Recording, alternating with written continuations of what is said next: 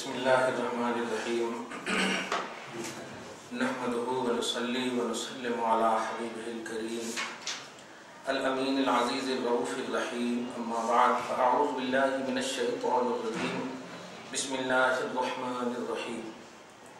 هم الذین یقولون لا تنفقوا علی من عند رسول اللہ حتی ينفضوا وللہ خزائن السماوات والارض ولكن المنافقین لا يفقهون صدق اللہ العظیم الصلاة والسلام علیکہ وعلی آلکہ واصحابکہ واہل بیتکہ یا رسول اللہ صلی اللہ تعالی علیہ وسلم۔ سورہ منافقون کی آیت نمبر 7 اللہ سبحانہ فرماتا ہے یہی وہ لوگ ہیں یعنی یہ منافقین یقولون جو کہتے ہیں یا کہہ رہے ہیں لا تنفقوا علی من عند رسول اللہ مت خرچ کرنا ان کے اوپر جو رسول اللہ کے پاس ہیں حتی ينفضوا جب تک کہ وہ حضور کے پاس سے نکل نہ جائیں وَلِلَّهِ خَزَائِنُ السَّمَاوَاتِ وَالْأَرْضِ اور جبکہ حقیقت یہ ہے کہ آسمان اور زمینوں میں جتنے بھی خزانے ہیں وہ اللہ کے لیے ہیں اور منافقین سمجھتے نہیں۔ یہ تو ترجمہ ہوا۔ اصل میں اس سے پہلے بھی بتا چکا تھا میں کہ فقراء مہاجرین میں سے ایک شخص کا انصاری میں سے کسی سے جھگڑا ہو گیا اور انہوں نے لکڑی سے ان کے سر پہ مار دیا تھا۔ یہ بات ابی ابن سلول یا ابن ابی کو اور ان کی جماعت کو جب معلوم ہوئی تو اسی وقت اس نے کہا تھا کہ یہ مہاجرین فقیر لوگ ہمارے کھانے پر پلتے ہیں، ایسا ہے جب ان کو خرچ نہیں کرنا، ان کے اوپر نہیں دینا، اور جب ہم لوگ مدینہ پہنچیں گے تو ان کو نکال دیں گے۔ اس طرح سے اس نے کہا تھا تو اللہ پاک نے کہا کہ تم مال و دولت پر اترا رہے ہو، سنو وَلِلَّهِ خَزَائِنُ السَّمَاوَاتِ وَالْأَرْضِ جتنی بھی آسمان اور زمین میں خزانے ہیں نا وہ سب میرے ہیں۔ اللہ پاک نے الکنوز المطلوبہ فی ضمن العلوبیات والمدفونہ فی السفلیات، چاہے عالم بالا میں ہو خزانے یا عالم اسفل میں ہو، یعنی عالم بالا کا خزانہ یہ ہے کہ آسمان سے جب بارش ہوتی ہے تو جا کر کے زمین اگاتی ہے، تو وہ خزانے کا بھی مالک اللہ ہے اور یہ خزانے کا بھی مالک اللہ ہے۔ تو کس بنیاد پر تم کہہ رہے ہو کہ ہم خرچ نہیں کریں گے؟ ان کے اوپر خرچ کی بات جہاں تک رہی تو یہ قدم مصطفیٰ میں رسول پاک کی بارگاہ میں ہے، ہم ان کے اوپر خرچ کریں گے، یہ ایک رد ہو گیا۔ لیکن آج جو ہم خاص کلپ اور ٹاپک دے رہے ہیں وہ یہ ہے کیا اللہ تبارک و تعالیٰ کے خزانے، یہ اللہ تبارک و تعالیٰ کے جو خزانے ہیں، ہم 2-3 آیت کریمہ کے ذریعے سے جو آج تک مطلب آپ پر ہم پر کئی طرح سے سوال آتے ہیں۔ سب سے پہلی آیت کریمہ دیکھیے،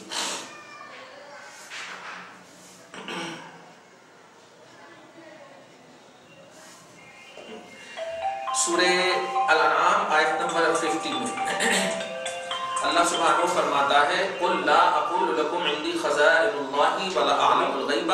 وَلَا أَقُولُ لَكُمْ إِنِّي مَلَكٌ إِنْ أَتَّبِعُ إِلَّا مَا يُوحَىٰ إِلَيَّ قُلْ هَلْ يَسْتَوِي الْأَعْمَىٰ وَالْبَصِيرُ أَفَلَا تَتَفَكَّرُونَ۔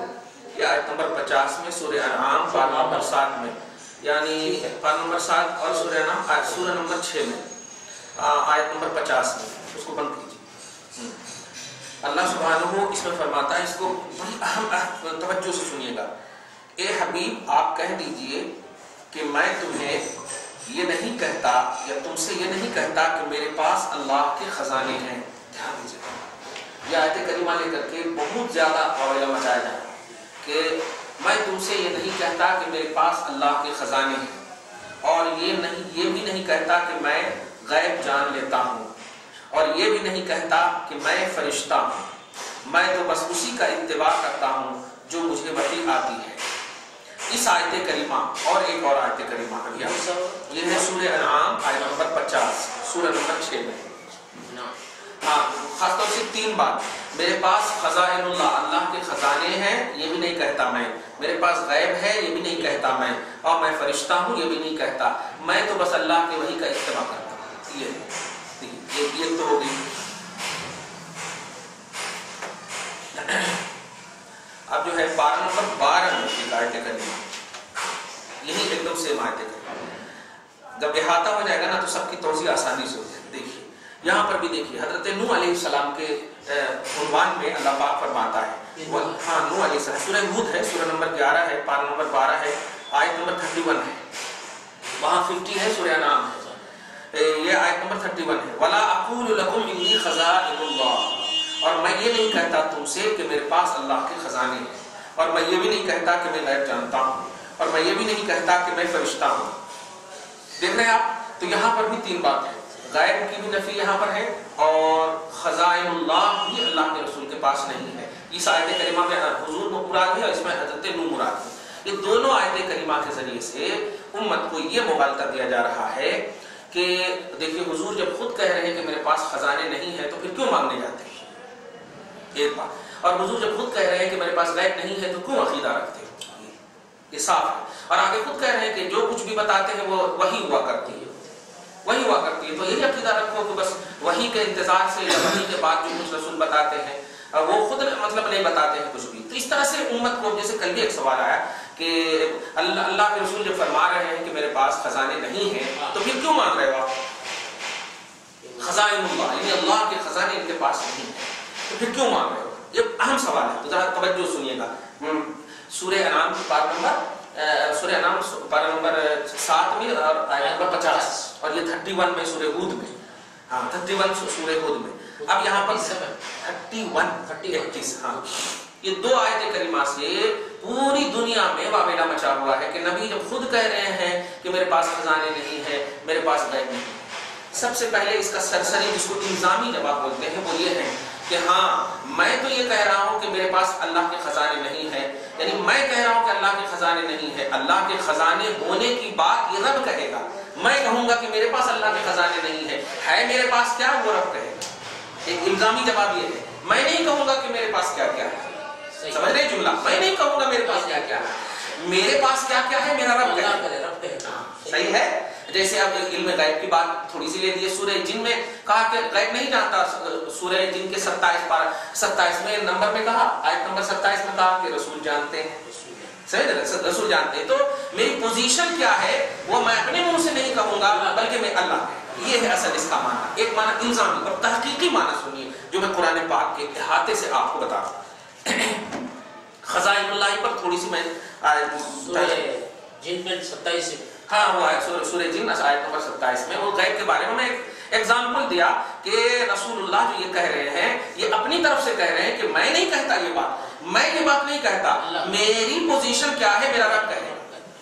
یہ رب کہے گا۔ جیسے کہ تم نے کہا تھا نا کہ میرے پاس خزانے ہیں اور میں جو ہے فقیروں پر جو ہے نہیں بانٹوں گا، بھائی نے کہا تھا نا کہ فقیروں پر نہیں بانٹوں گا، تو اللہ پاک نے کہا نہیں، اللہ کے خزانے سب کچھ اللہ کے خزانے ہیں، اب سب کچھ اللہ۔ تو اسی خزانے پر تھوڑی سی بات کیا کہ اب اللہ کے پاس خزانے ہیں، دیکھیے بولا کہ سارے خزانے کا مالک اللہ ہے، اور جب خزانے اللہ کے پاس ہے تو پھر مانگتے کیوں جا کر کے ان کے پاس، مانگتے کیوں، ان کے پاس تو کچھ ہے ہی نہیں، یہ ہے ایسا۔ اور غیب بھی کہہ رہے ہیں کہ میرے پاس نہیں ہے، دوسری آیت میں، آیت نمبر 50 میں، آیت نمبر 31 میں۔ تو جب غیب بھی نہیں ہے تو پھر عقیدہ کیوں رکھتے ہو؟ تو اس کا جواب سنیے بڑی توجہ سے۔ سب سے پہلے تو غیب کے بارے میں ہم نے کئی آیتیں بتا دی ہیں۔ سورہ جن کی آیت نمبر 27 میں اللہ کے رسول کو غیب ہے، سورہ آل عمران کی آیت نمبر 49 میں اللہ کے رسول کو علم غیب ہے، اور سورہ تکویر کی آیت نمبر 24 میں اللہ کے رسول کو علم غیب ہے، اور کیا نام ہے اسی طرح سورہ نساء میں آیت نمبر 179 میں،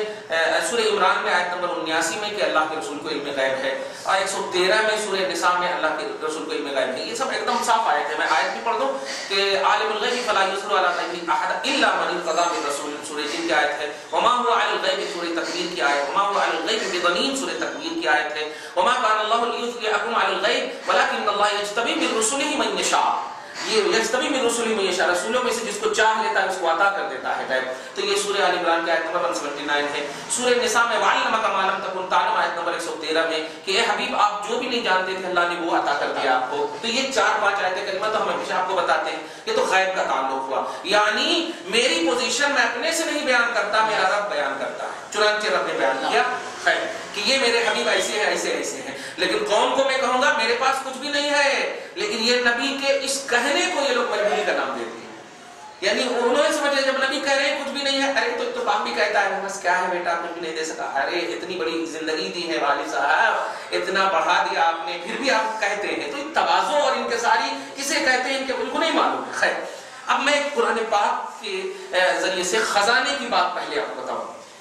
کہ کیا رسول اللہ صلی اللہ علیہ وسلم کے پاس خزانے ہیں یا نہیں۔ تو سورہ حشر کی آیت نمبر 7 میں سب سے پہلے قرآن سے پھر بخاری شریف سے بتاؤں، اللہ کے رسول کے بارے میں فرمایا جا رہا وما آتاکم الرسول فخذوہ وما نہاکم عنہ فانتہوا، رسول جو تمہیں دے وہ لے لو اور رسول جس سے روکے رک جاؤ۔ اب رسول کے پاس ہوگا تب نہ دیں گے، سورہ حشر کی آیت نمبر 7 سمجھ رہے نا؟ تو رسول کے پاس اگر ہوگا تب نہ دیں گے وہ، اگر اللہ پاک خود پوزیشن بتا رہا ہے کہ رسول جو تمہیں دے وہ لے لو۔ اب دیکھیے سورہ کیا بولا، حشر نہیں، ہاں سورہ حشر کی آیت نمبر 7 میں، تو رسول جو تمہیں دے وہ لے لو اور رسول جس سے روکے رک جاؤ۔ اس کا مطلب یہ ہوا کہ رسول کے پاس ہے تب تو اللہ پاک کہہ رہا ہے کہ رسول دے تو لو اور رسول روکے تو رکو۔ ہاں اب اس میں جو کہنا کہے۔ اب یہاں پر بخاری شریف کی حدیث دیکھیے، آپ کو 2-3 بتاؤں کہ اس میں جو کہا گیا ہے کہ اللہ کے پاس، اللہ کے رسول کے پاس خزانے ہیں، نبی کے پاس خزانے نہیں، تو اس کے بارے میں بتاؤں۔ پہلے بخاری شریف سنیے، اللہ کے رسول صلی اللہ علیہ وسلم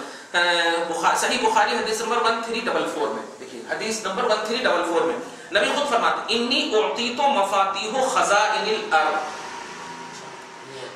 خزائن الارض، خزائن کا لفظ ہے، دیکھیے خزائن خزینہ کی جمع ہے۔ مجھے اللہ تعالیٰ نے یا میں زمین کے خزانے کی کنجیاں دے دیا گیا، یعنی مجھے اللہ تعالیٰ نے عطا کر دیا۔ یہ بخاری شریف کی حدیث ہے۔ ایک حدیث دیکھیے گا، یہ تو ہو گئی کیونکہ بخاری شریف پر یہ لوگ بہت زیادہ یہ کرتے ہیں۔ ہاں اب دیکھیے دوسری دیکھیے، صحیح بخاری کتاب العلم میں اور کتاب الجہاد میں بھی، اور حدیث نمبر 7 کیا نام ہے، کتاب الاعتصام میں بھی حدیث نمبر 7312 میں، اور کتاب العلم میں 71 اور باب فرض الخمس میں 3116 میں اللہ کے رسول فرماتے انما انا قاسم واللہ یعطی، کہ نوازشات اور خزانے تو اللہ کے ہوتے ہیں لیکن بانٹتا میں۔ صحیح یہ آیت ہے، انما انا قاسم واللہ یعطی، میں ہی بانٹتا ہوں اور اللہ عطا کرتا ہے، میں ہی بانٹتا ہوں اور اللہ عطا کرتا ہے۔ ظاہر ہے رسول کے پاس اگر ہوگا تب نہ وہ بانٹیں گے، نہیں ہوگا تو بانٹیں گے کہاں سے؟ اچھا یہاں پر ایک جملہ بولتے ہیں کہ یہاں پر جو میں ہی قاسم ہوں، تو قاسم سے مراد حضور کے ایک بیٹے تھے، قاسم سے مراد حضور کے ایک بیٹے تھے، یا پھر قاسم سے مراد علم بانٹتے ہیں۔ ان سے پوچھئے کہ دیکھیے میں نے ابھی کیا کہا، کتاب الجہاد میں بھی یہ حدیث ہے، اور یہ حدیث کتاب الاعتصام میں بھی ہے،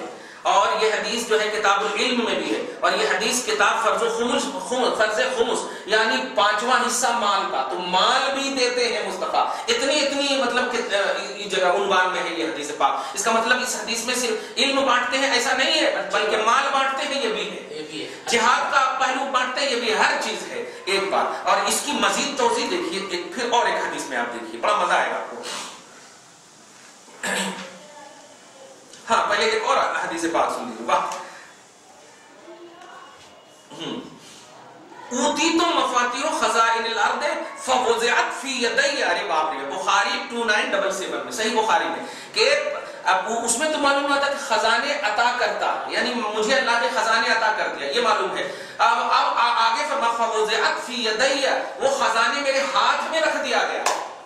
پہلے کنجی تھی اب خزانے ہاتھ، خزانے ہاتھ میں رکھو، فی یدی ید مانے ہاتھ، فوضعت فی یدی میرے ہاتھ میں رکھ دیا گیا، صحیح بخاری کی حدیث پاک ہے، ہاتھ میں رکھ دیا گیا۔ لہٰذا یہ عقیدہ رکھنا کہ جو کچھ بھی اگر ہم کو لینا ہے وہ نبی سے لینا ہے، یہ بالکل قرآنی اور بالکل رسالتی توحیدی عقیدہ ہے۔ اب ذرا ایک اہم بات، جو بانٹنے کے تعلق سے یہ لوگ جو بولتے ہیں تو ہاں علم بانٹتے ہیں، شریعت بانٹتے ہیں، حلال و حرام کا پہلو بانٹتے ہیں اور اس کے علاوہ کچھ نہیں بانٹتے ہیں، تو اس کی وضاحت سنیے۔ اللہ کے رسول صلی اللہ علیہ وسلم پہلے یہ دیکھیے، متفق علیہ، بخاری اور مسلم دونوں میں ایک حدیث پاک ہے،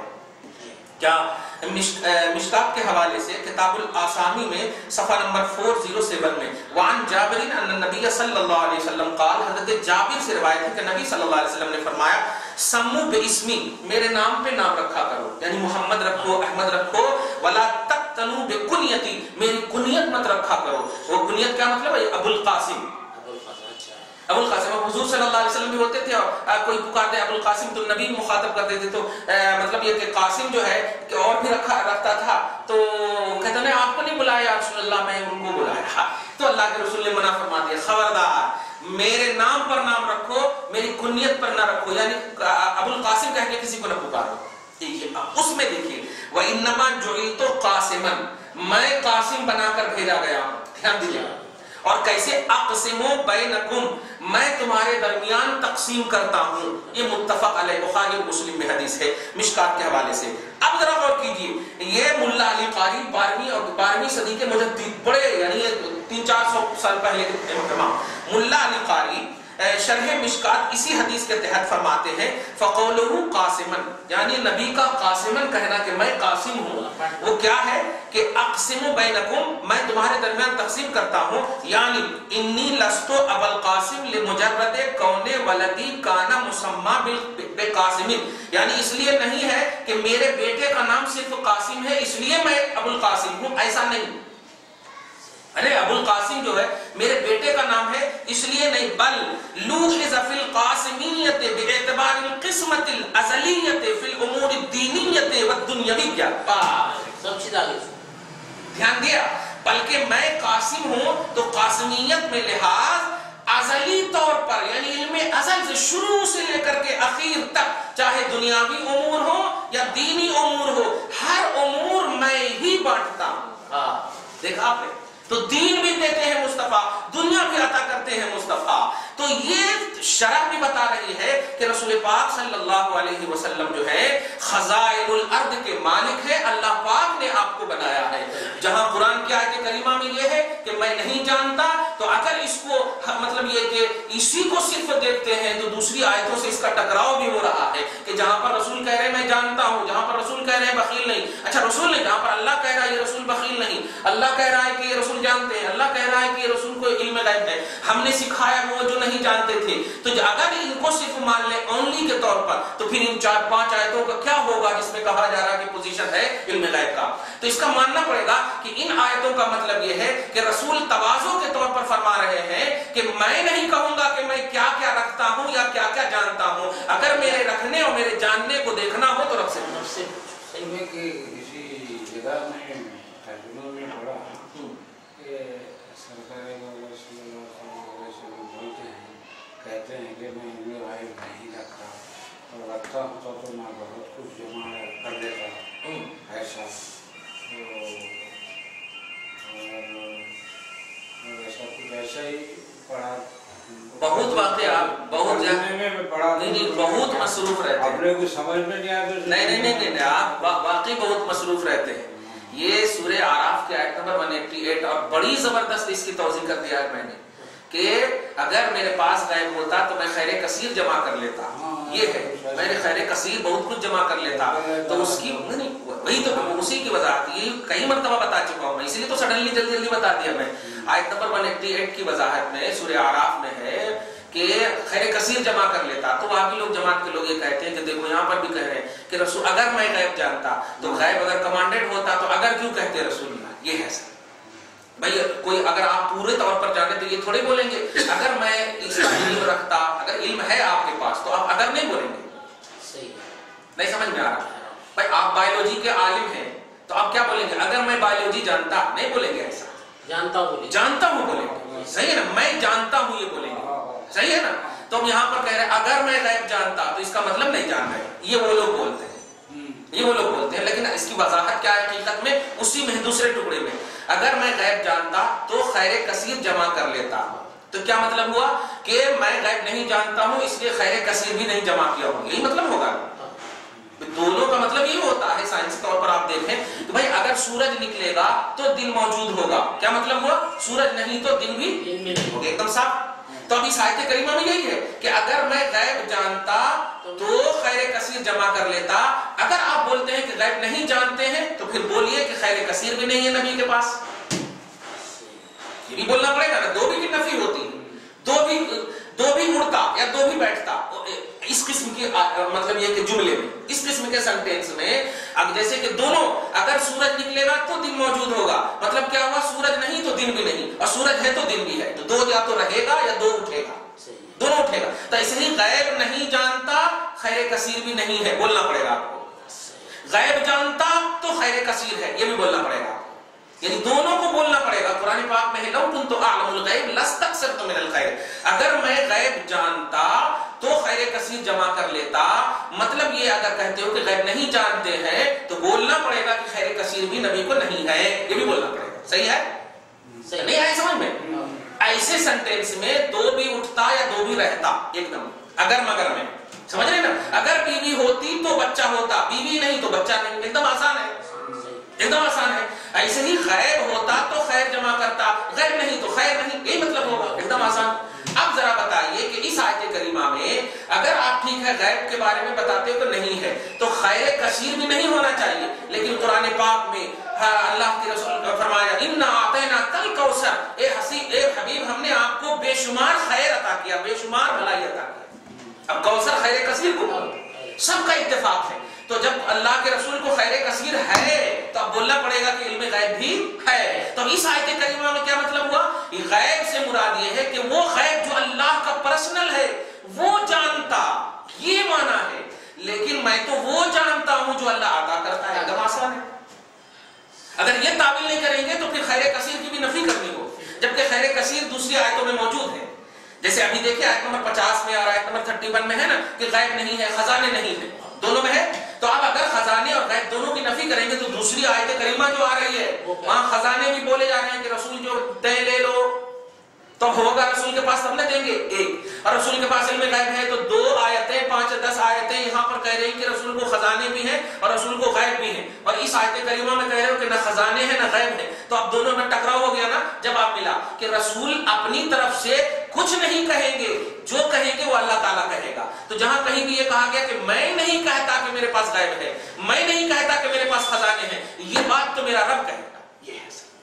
ایک دم آسان ہو گئی، یہ تعبیر ایک دم آسان ہو گئی۔ خیر، ہم خزائن اللہ پر آپ کو تفصیل سے بتا دیے کہ اللہ تعالیٰ کی جتنی بھی نعمتیں ہیں، چاہے دینی نعمتیں ہوں یا دنیاوی نعمتیں ہوں، ان دونوں نعمتوں کے بانٹنے والے محمد عربی صلی اللہ علیہ وسلم کو اللہ پاک نے بنا کر کے بھیجا ہے۔ دعا ہے پروردگار عالم آپ کو ہم سب کو سچا پکا موحد مسلمان بنائے اور عقیدہ حقہ پر گامزن رکھے، وصلی اللہ تعالی علی خیر خلقہ محمد وآلہ واصحابہ اجمعین برحمتک یا ارحم